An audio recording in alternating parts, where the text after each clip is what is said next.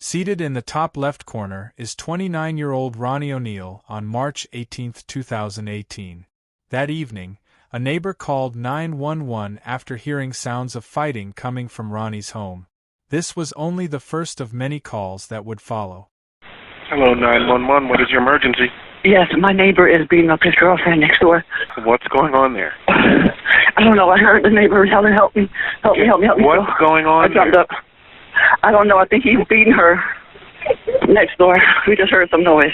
Okay. Just as the neighbor finished her call with 911, another call came through, this time from Ronnie's girlfriend, Kenyatta. 911, what's your emergency? I'm shot, help me. I'm shot, help me, please. Jesus, help me, I'm shot. Okay. What's the address of the emergency, ma'am? What's the address of your I'm emergency? shot, help me, please. What's your address? What's your address, ma'am? Shot me, help me, please. He shot me. Where? Hello, what's up?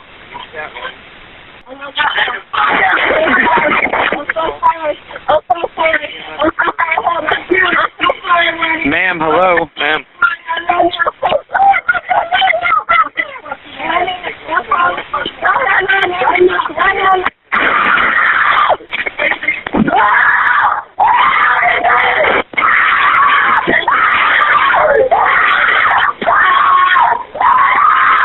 Ma'am, hello?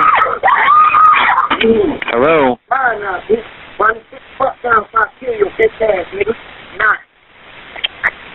Right now, come out here and help me kill this bitch. Now!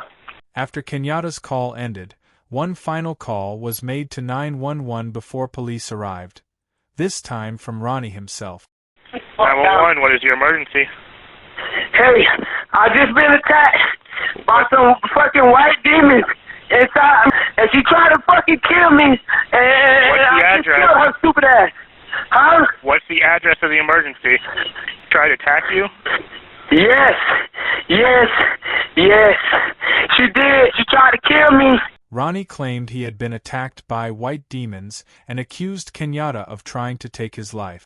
After making these statements, he provided the dispatcher with his address, and it didn't take long for the police to arrive. It took several officers and a taser to finally handcuff Ronnie and secure him in a squad car. From inside the car, he began yelling that Kenyatta and his children were the devil. When officers entered the home, they discovered the bodies of Kenyatta and her daughter.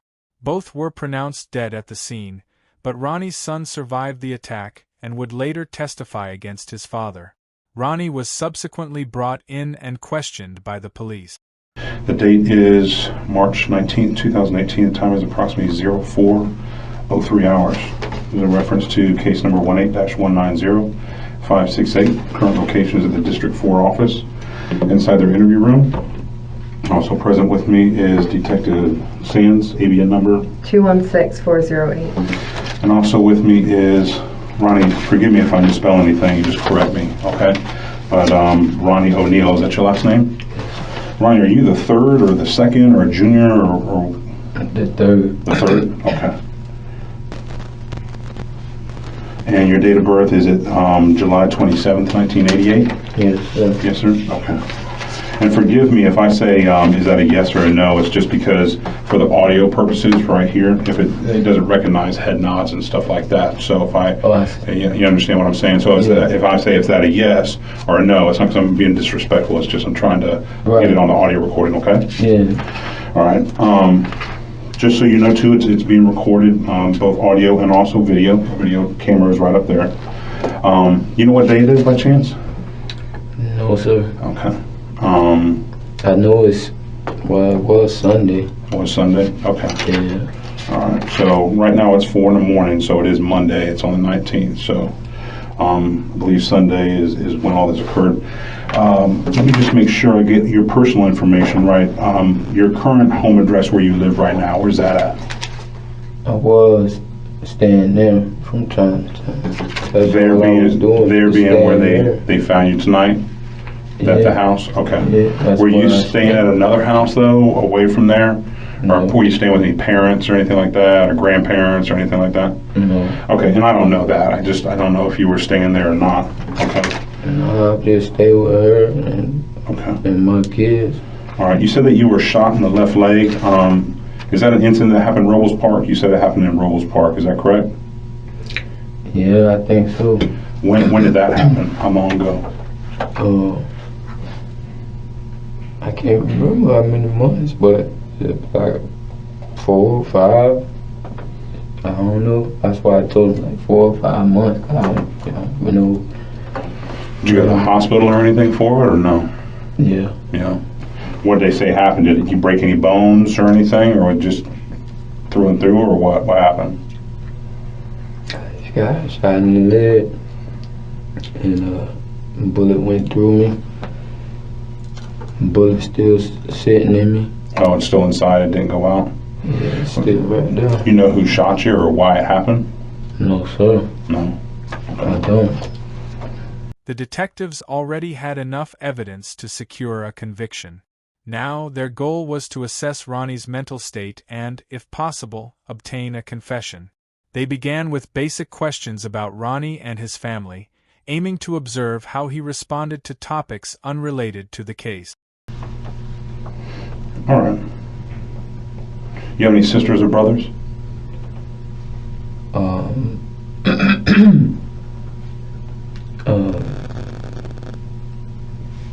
Yes, sir. I got a sister and brother, but like not that I'm close with or nothing. Okay. All right. The mom and dad still alive? They live locally here? Mm-hmm. Okay. What part of town do they live in? Gibson too. Okay. When's the last time you saw your mom or dad? Today. Oh, Sunday? Mm-hmm. Okay. Well, it was yesterday. Yeah. Okay. I went over my mom's house. And, me and my son went over there yesterday. Okay. Who's your son? What'd you guys do over at mom and dad's house? Anything specific? We just changed brakes on my auntie car. Okay. And that's it. And I came back home. You take any medication or anything like that, or no? No. All right.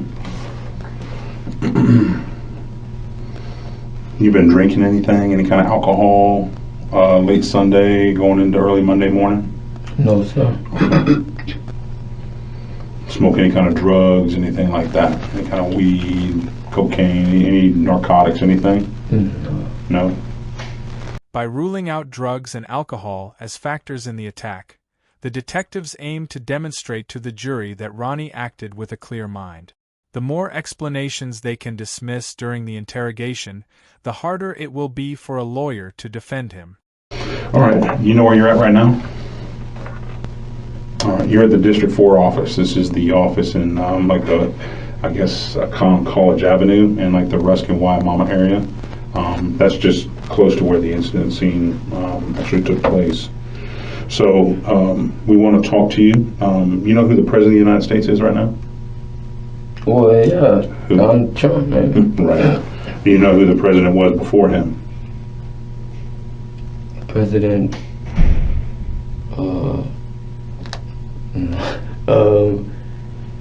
shit, I don't know. I think it was Barack Obama, Yeah, right? that's correct. That's correct. Shit. Did you vote for Trump? Did I vote for Trump? Yeah. No. No? Okay. I didn't vote for Obama either, I don't think. Okay. Well, I told you, I introduced myself to you at the scene, and also Detective Sands, and I told you that we were going to bring you over here. You said you understood, and that was fine. We want to ask you some questions, but before we ask you any questions, I want to read to you your Miranda warnings just so you know what your rights are before we talk to you, okay? You ever been read your Miranda warnings before? You ever been arrested before or anything like that? Yeah, I've been arrested, but I ain't never been. Never been read your rights before? Oh, that what you call You have the it? right to remain silent, you know, your Miranda warnings or your Miranda rights. Yeah. You've never been read those before? Okay. Well, I'm going to go ahead and read. It's the same thing. Oh, if you've been read your rights, Miranda rights, it's the same thing. So I just wanted you to make sure that you understand what they are before we ask you any questions. And then if you have any questions, we'll be more than happy to answer those for you as well, okay? All right. All right, this is a consent to be interviewed form. Now, when's the last level of education you completed? Was it high school, middle school? College? 12th. 12th grade? Did you graduate? Did you complete it? Is that a yes? Yeah. Okay. All right. Again, there's about 6 lines that I have to read to you. If at any time you don't understand what I'm saying, stop me, and I'll be more than happy to reread them for you, okay? The detective begins by reading Ronnie his rights. In almost every video on this channel, suspects ignore the Miranda warning and continue speaking with the police. This time, however, Ronnie listens closely. And it says, I further understand that, number 1, I have the right to remain silent and can invoke this right at any time during questioning. Do you understand that? Okay. Yeah, I want to do that. Do what? I'm sorry? I don't want to say nothing else until I have a lawyer or something like that. Okay, that's fine. You're entitled to your right. So what we're going to do is I'm not going to ask you anything. You're entitled to your rights. If at any time you choose to talk to us, you're more than welcome to do that. So at this point, what I'm going to do is I'm going to take you back to the room that you were. But if there's anything that you need, just knock on the door and let us know. Okay? Do you have any other questions for us or anything else that you want to say? No? No, that's it. Okay. All right, Ronnie, I appreciate it.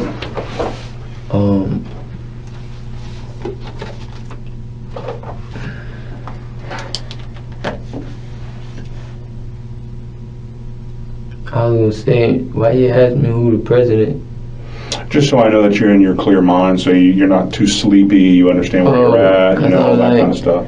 What they got to do with? No, just to make sure that you understand what I'm saying to you and that you're replying to me with truthful answers and you know what's going on. That's all. Okay? All right. I'll escort you back over here.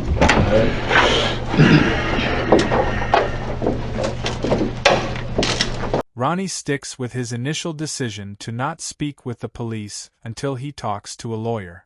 This changes when Ronnie decides that he wants to become his own lawyer and represent himself. A person is legally allowed to represent themselves if a judge believes they are competent to do so. Most people who work in the legal system agree that self-representation is a bad idea. Lerner's trial would begin on June 16, 2021. Evidence is going to show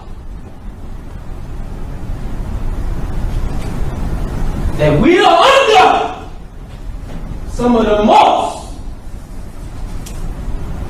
vicious,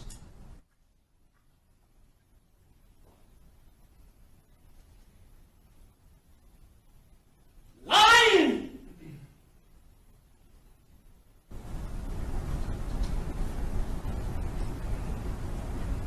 fabricating, fictitious government you ever seen.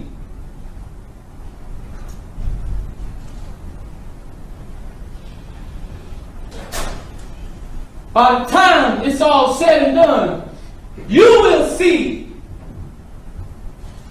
who is the mass murderers.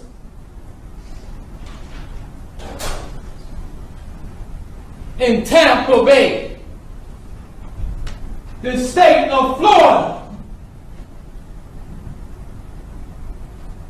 You will know why what occurred on March 18, 2018 occurred.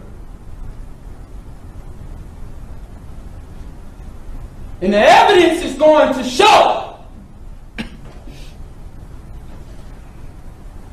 that law enforcement tampered with evidence to meet their such high burden of proof. Ronnie's approach to the case was to argue that much of the evidence against him had been falsified. He believed that if he could expose weaknesses in the prosecution's case, he might secure a not guilty verdict or, at the very least, a mistrial. Because originally, it wasn't enough. So we had to tamper with evidence. Since it was such evident already, but we still had to tamper with evidence. The evidence is going to show My son did not see me murder his mom. The evidence is going to show he did not see me shoot his mom. The evidence is going to show my son said many things that are not true.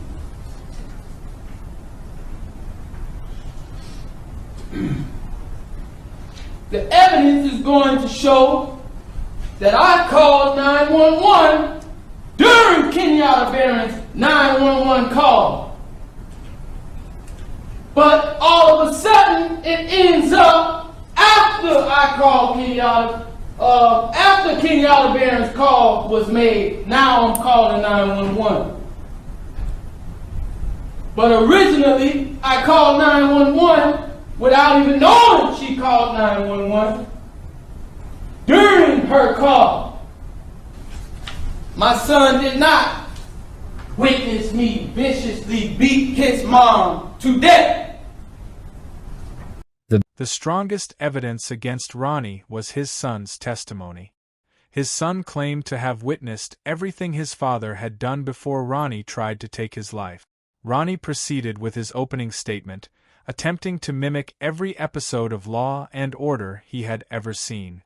The evidence will show that the state cannot prove that I premeditatedly killed anyone because I didn't have any time to reflect or plot and plan, as if everything happened suddenly and spontaneously. I responded out of pure instinct and heat of passion.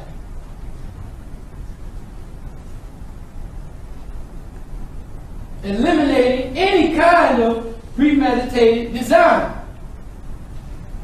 And let me just say, the evidence will show that since the state plans to kill me, if they can say that I killed my family unjustly, they plan to premeditatedly kill me.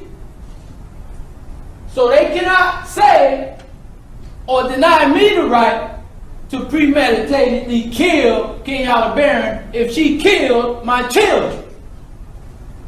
Ronnie's son took the stand and testified about what had happened.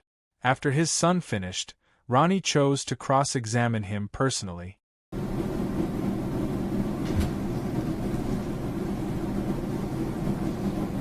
you doing? Good. It's good to see you, man. Good to see you too.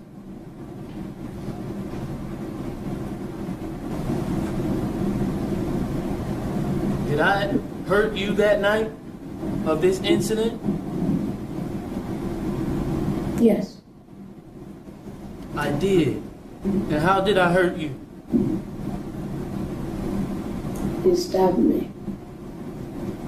The jury was expected to reach a guilty verdict within just a few hours, resulting in Ronnie receiving 3 life sentences along with an additional 60 years. Meanwhile, Ronnie's son was adopted by Detective Mike Blair, who had been one of the first responders on the day of the attack. After Ronnie's son spent time recovering in the hospital, Detective Blair and his wife decided to sign the adoption papers, providing the child with a new and loving home. He knows he has a story that has been written for him. He also knows that he doesn't want to be defined by that story. We established kind of a mantra for him that he, to this day, if you were to ask him what's the mantra that you live by as it goes to the family, and it's I am safe, I am loved, and I'm part of this family. And he repeats that to himself in moments of stress. I know he repeated it going into testifying. It's something that he lives by. Is he has the things. All our goal was ever to do was to give Ronnie the opportunity to excel in whatever he wanted to let him be completely safe, to make sure that he knew he was loved, and with that, loved and safe go hand in hand, and then that he was part of our family. They're really nice people. One of the best moms and dads. They take care of me. And, there's no one else better than them.